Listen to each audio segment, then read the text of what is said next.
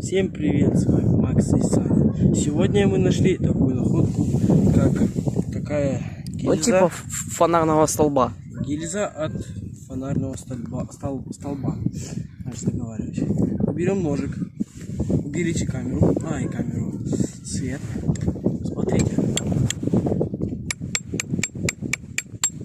И мы получаем от этого очень много искр. Поэтому... Можно ее брать в походы, если нету спичек. Вот так берете, внутрь ложите или... Ну или бумаги, там, ваты.